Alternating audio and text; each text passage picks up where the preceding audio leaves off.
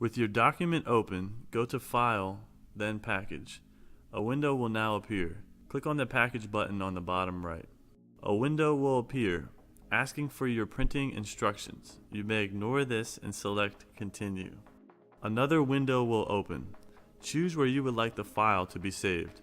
Before you select Package, make sure Copy Fonts, Copy Linked Graphics, Update Graphics Links in Package, and Include Fonts and Links from Hidden are checked. Now click on the Package button to complete the packaging of your file.